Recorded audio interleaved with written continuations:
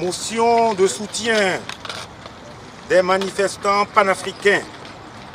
à la Guinée équatoriale et face à la diplomatie et à l'injustice française. Nous, manifestants épris d'idéaux panafricains et humanistes, réunis à Paris, en ce funeste jour du 28 juillet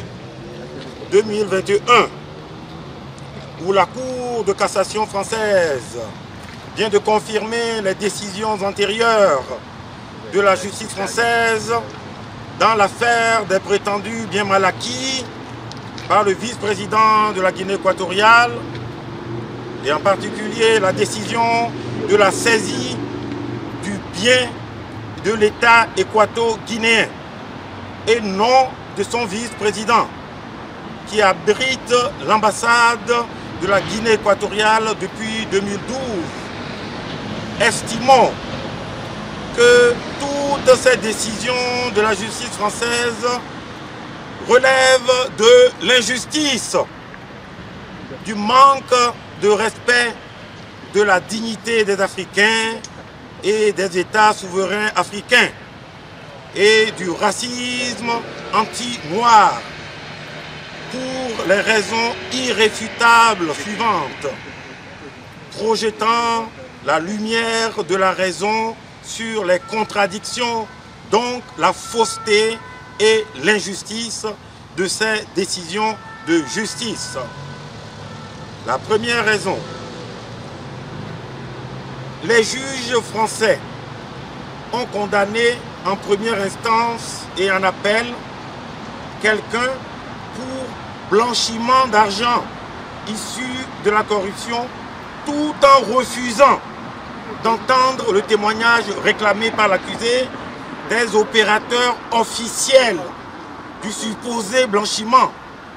que sont la Société Générale et la Banque de France, et donc en refusant de poursuivre et de condamner ces opérateurs. Deuxième raison, les juges français et des organisations de la société civile en lutte contre l'argent issu de la corruption ont poursuivi en justice un fils d'un président africain pour ses prétendues dépenses luxueuses en France, en particulier pour l'achat de 2 immeubles, tout en fermant les yeux sur les dépenses somptueuses, incomparables en France, des États djihadistes et des princes ou princesses venus d'ailleurs, en particulier pour acheter des centaines d'immeubles parmi les plus prestigieux de France, en particulier sur les Champs-Élysées. Une justice irréprochable peut-elle appliquer de manière ostentatoire une politique de 2 poids 2 mesures? Une telle justice n'est-elle pas entachée de l'injustice, du racisme anti-noir? Troisième raison, la Cour de cassation a confirmé ce 28 juillet 2021 les décisions des jugements antérieurs de la saisie pénale de l'immeuble qui est actuellement l'ambassade de la Guinée équatoriale en France depuis le 27 juillet 2012. Après la notification officielle le 4 octobre 2011 au gouvernement français de son affectation aux missions diplomatiques de la Guinée équatoriale en France, qui était un bien du vice-président de cet État, acquis le 18 décembre 2004, mais qui est devenu légalement et officiellement un bien de l'État équato-guinéen depuis le 15 septembre 2011, près d'1 an avant la première décision controversée de saisie pénale à titre conservatoire de ce bien par la justice française le 19 juillet 2012. Nous estimons donc que la justice française et l'État français n'ont pas le droit de saisir un bien d'un autre État souverain sous prétexte d'une procédure judiciaire viciée et vicieuse qui a refusé, entre autres vices de forme, de tenir compte du changement de propriétaire de l'immeuble en question. Ce faisant, l'État français peut être accusé, avec raison, d'être un État voleur d'un bien d'un État africain, d'une valeur actuelle de 130 millions d'euros. L'immeuble volé est donc devenu un bien mal acquis de l'État français, comme le sont déjà l'obélisque de la place de la Concorde de Paris, volé à l'Afrique, et même le palais de l'Élysée est construit avec l'argent très sale du crime contre l'humanité de l'esclavage des Noirs africains. L'État français n'a donc pas le droit de revendre ce bien mal acquis pour se faire de l'argent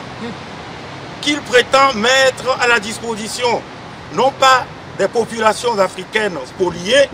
mais des ONG françaises complices du néocolonialisme français par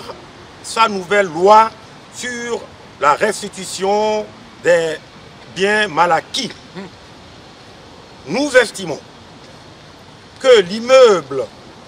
dont la Cour de cassation française vient de confirmer la saisie est un bien volé par l'État français à un État africain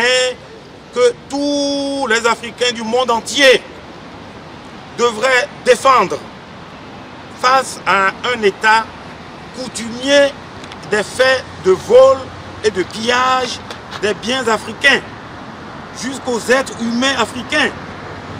depuis la traite négrière occidentale venant aggraver la traite négrière orientale qu'on oublie trop souvent, jusqu'à la colonisation et à la néocolonisation actuelle de l'Afrique. C'est pourquoi nous avons tenu, par cette manifestation spontanée, à apporter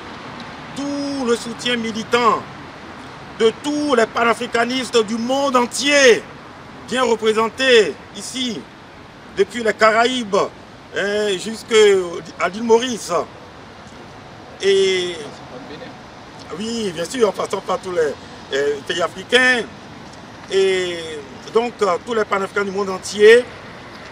et à l'État de la Guinée équatoriale, à ses autorités politiques, et en particulier à son président panafricaniste, son Excellence, M. Théodoro Obiang Nguema Bazogo, face à l'injustice et à l'hostilité de la justice française et de l'État français. Sachant que la Guinée équatoriale n'est ni une ancienne colonie française, ni un ancien territoire sous mandat français, que la Guinée équatoriale n'est pas liée à la France par les chaînes esclavagistes des fameux accords de coopération et de défense, que c'est librement que la Guinée équatoriale a adhéré à la zone du franc CFA, de la CEMAC, la Communauté économique et monétaire de l'Afrique centrale, et à l'OIF, Organisation internationale de la francophonie, par solidarité avec tous ces pays voisins, qu'en tant que troisième pays africain producteur de pétrole et premier producteur de pétrole de tous les pays des zones franc CFA, la Guinée équatoriale est le principal pourvoyeur africain de la Banque de France en devises étrangères. Et donc, un partenaire économique privilégié de la France, indépendamment des activités lucratives en Guinée équatoriale de grandes entreprises françaises, que conformément à la troisième loi de la dynamique de Newton,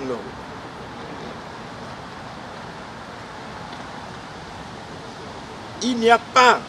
dans la nature d'action sans réaction. Qu'il nous soit permis d'encourager le président de la Guinée équatoriale à ne pas se contenter d'une timide et épidermique réaction diplomatique à l'action de l'État français à travers la décision de la Cour de cassation, mais à bien préparer et déclencher le moment venu une réaction économique sans commune mesure avec la valeur du bien de l'État équato-guinéen volé par l'État français pour lui imposer de manière mémorable le respect de la dignité des Africains et des États souverains africains et la crainte du racisme anti-noir. Vive la vraie justice, vive le panafricanisme, à bas l'injustice, à bas le racisme. Bravo.